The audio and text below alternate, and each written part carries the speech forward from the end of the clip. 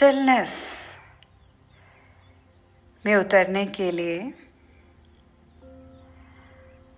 हम जानेंगे विश्रांति को।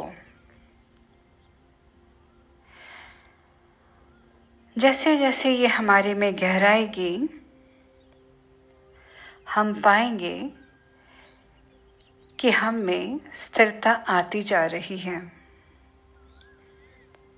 तो इसके लिए विश्रांति को कैसे पाएं और क्या है ये जानना भी ज़रूरी है। स्थिरता में उतरते हुए हमें विश्रांति की उपलब्धि होती है और हमारा जो कंसंट्रेटेड मन है उसका भी विकास होने लगता है और हम हमेशा फूल के समान खिले हुए खुश रहते हैं। हर क्षण नए से नए एहसासों की अनफोल्डमेंट जो अपने में बहुत ही खूबसूरत है उसको हम महसूस करते हैं।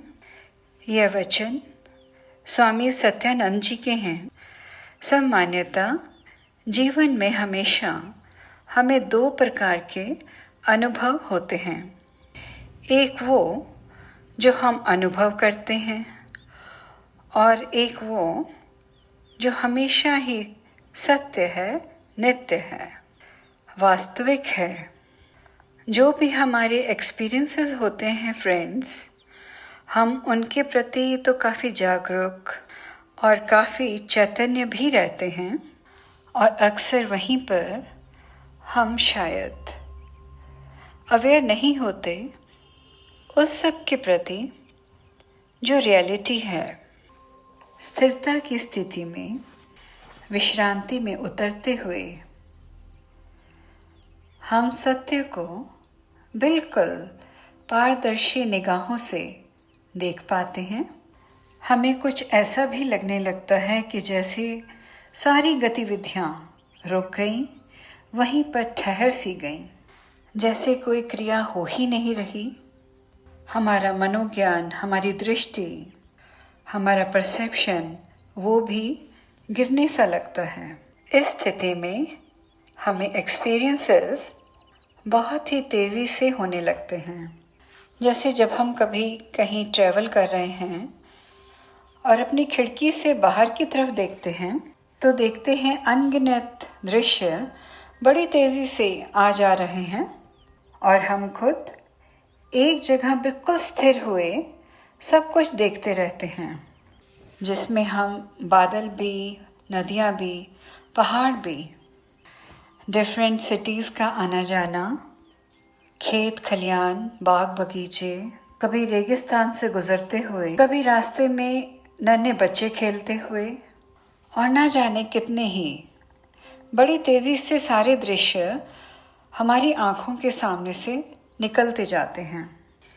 ऐसी ही स्थिति का हम तब भी महसूस करते हैं जब हम विश्रांति की स्थिति में होते हैं। हमें महसूस होता है कि हमारे सामने से ना जाने अनगिनत जिंदगी के ड्रामे हुए जा रहे हैं और हम पूरी तरह से मौन में उतरे हुए उन सभी ड्रामों को एक दृष्टा की भांति देख रहे हैं। और वहीं पर जब हमारा व्हीकल रुकता है तो हम पूरे विशाल जगत को अपनी स्थिर दृष्टि से खूबसूरती देकर देख पाते हैं।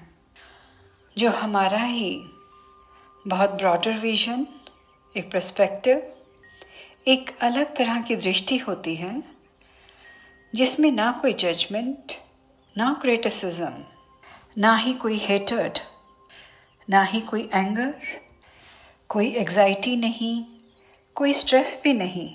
इस विश्रांति की स्थिति को कौन नहीं पाना चाहता? इस ग्रेटर विजन को कौन नहीं पाना चाहता? कौन नहीं चाहता कि उसकी ज़िंदगी पुरसुकून गुजरे? इसको हम और गहराई से देखते हैं।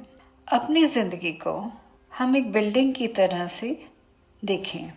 जब हम ग्राउंड फ्लोर पे होते हैं उस वक्त हमारी दृष्टि में जो नज़ारा है वो भी बहुत सीमित है। हम वही देख पाते हैं जो हमारी आँखों के सामने है, और जैसे ही हम पहली मंजिल पे पहुँचते हैं, हमारी दृष्टि के सामने अलग नज़ारा दिखाई पड़ता है।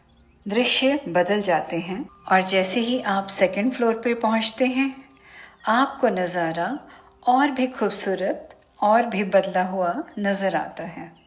और जैसे ही थर्ड पे पहुँचे, आपका विज़न और बढ़ जाता है। और अब जब हम ऊपर की तरफ अगले फ्लोर्स पर पहुंचने लगते हैं, हमारे विजन के साथ सभी नज़ारे बदल जाते हैं। दृष्टि अधिक व्यापक होती जाती है, और अगर हम अपने भवन के उच्चतम मंजिल पे पहुंच जाएं, जो हमारे भौतिक शरीर की सूक्ष्म जगत की 7वीं मंजिल है, जो हमें इस पूरी प्रकृति का बहुत ही व्यापक दर्शन देगी। इस दृष्टि की प्राप्ति के बाद ही हमें सत्य की उपलब्धि होती है, और तभी हम वास्तविकता से भी एकाकार हो पाते हैं। चलो इस विश्रांति को अलग अंदाज से समझते हैं। रोज़मर्रा की ज़िंदगी में कई सिचुएशंस ऐसी आती हैं, छोटी या बड़ी, और कभी कभी तो बहुत ही सीरियस, जो हमें तनाव से भर देती हैं, एंग्जाइटी क्रिएट कर देती हैं, और इतना तनाव कि हम बिल्कुल बीमार महसूस करते हैं।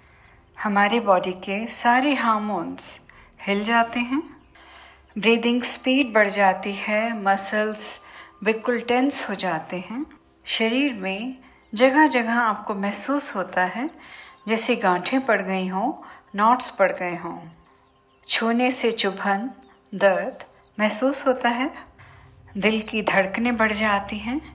फ्रेंड्स, ये सारे ही स्ट्रेस रिस्पॉन्स हैं, सभी ही तो थ्रेटनिंग सिचुएशंस हैं, जो हमारे मन को और शरीर को बिल्कुल तबाह करने को उतारू हो जाती हैं, जो पहले भी थी और पिछले जन्मों में भी थी। जब हम डरते थे किसी एनिमल के अटैक से, किसी फ्लड के आ जाने से, चलिए अब वो तो नहीं है, लेकिन अभी भी हम जाने अनजाने में स्ट्रेस को आदतन ओढ़ ही लेते हैं। फिज़िकल डेंजर ना भी होने पर हम परेशान हो जाते हैं। हम इन सोर्सेज को अवॉइड तो नहीं कर सकते, क्योंकि ना ही हम सारे दिन अपने को बंद कर कर एक कमरे में ही बैठ सकते हैं, ना ही लोगों से छिपकर किसी एक कोने में पड़े रह सकते हैं। लेकिन हम डेवलप तो कर ही सकते हैं अपने ही अंदर हेल्दियर वेज को टू रिस्पॉन्ड दीज सिचुएशंस। 1970 में हार्वर्ड मेडिकल स्कूल में कार्डियोलॉजिस्ट हर्बर्ट बेंसन ने, जिन्होंने काफ़ी स्पेशल हेल्थ रिपोर्ट्स भी लिखी हैं, एलेबोरेटेड वे में इसका जिक्र भी किया है। हमारे पौराणिक ग्रंथों में भी इसका जिक्र बहुत ही खूबसूरती से हुआ है। वहाँ कहा गया रिलैक्सेशन रिस्पॉन्सेस, और ग्रंथों में कहा गया विश्रांति को पाना, जो एक स्टेट है एक प्रोफाउंड रेस्ट की, जो अलग अलग तरीक़ों से पाई जा सकती है।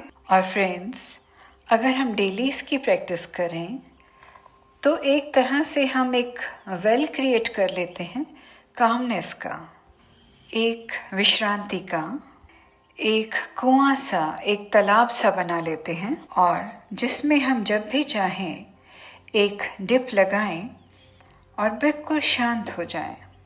विश्रांति को पाने के लिए आप अपनी प्रेयर्स का कुछ हिस्सा बार बार अपनी सांसों के साथ जोड़कर रिपीट कर सकते हैं। आप अपने डेली रूटीन में योगा को अपना सकते हैं, जो आप में फ्लेक्सिबिलिटी और आपका बैलेंस बढ़ाएगा। शुरू में तो हो सकता है आपको ये काफ़ी चैलेंजिंग लगे, पर आपके साथ प्रॉमिस है कुछ ही टाइम बाद आपको ये अच्छा लगने लगेगा। आप हर क्षण प्रेजेंट मोमेंट में रहकर मेडिटेटिव स्टेट में भी रह सकते हैं। आपको विश्रांति की तरफ लेकर चलेगा। ये काफ़ी हद तक एंग्जाइटी, डिप्रेशन और पेन्स को दूर करता है। विश्रांति के लिए आप अपनी सोच को सकारात्मक बनाएं। हर सिचुएशन में कुछ ना कुछ भलाई है, यही क्यों ना सोचें। कभी जब एंग्जाइटी बढ़ने लगे तो आंखें बंद करके लंबा गहरा सांस लेते हुए केवल बहुत कामिंग सीन्स को देखना शुरू करें। हंसते हुए चेहरे देखें। एक और बहुत आसान सी टेक्निक है, अपने पूरे बॉडी का स्कैन करें। अपनी कॉन्शियसनेस को शरीर के अलग अलग हिस्सों पे ले जाएं। सांसों के आने जाने के साथ अपनी कॉन्शियसनेस को जोड़ें और बॉडी स्कैन करें। देखें कि कहाँ पर टेंशन है, कहाँ के मसल्स बहुत स्ट्रेस्ड हैं। इससे आपका माइंड बॉडी कनेक्शन बनता है और आप अपने ही प्रति और भी ज़्यादा जागरूक हो जाते हैं। आप अपनी ब्रीदिंग पर भी फोकस कर सकते हैं विश्रांति पाने के लिए। ये बहुत ही ज़्यादा पावरफुल टेक्निक है। इसमें आप लंबे गहरे सांस ले सकते हैं, एब्डोमिनल ब्रीदिंग कर सकते हैं, बेली ब्रीदिंग करें, क्योंकि सांसों के ज़रिए आप देखेंगे कि आप बहुत धीरे से अपने माइंड को, अपने थॉट्स जो आपको परेशान कर रहे हैं, आपकी सेंसेशंस, आपके इमोशंस, आप बहुत ही आसानी से डिसएंगेज कर लेंगे। आप देखेंगे कि इस टेक्निक के द्वारा जिन लोगों को भी ईटिंग डिसऑर्डर्स हैं, आईबीएस की प्रॉब्लम है, इंडाइजेशन है, उन लोगों को इससे बहुत फ़ायदा होगा। श्री दया माता कहती हैं, stillness is the altar of the spirit and through this we can enter into the विश्रांति। और friends, there is no limit of the deepening of the stillness। विश्रांति के लिए एफर्मेशन करते हैं। इस वर्तमान क्षण में मैं पूरी तरह आज़ाद हूँ, पूरी तरह शांत हूँ, पर्वत की तरह स्थिर हूँ। किसी भी तरह की भावनाएं मुझ पे कोई भी असर नहीं करती। वास्तविकता में मैं केवल मैं हूँ।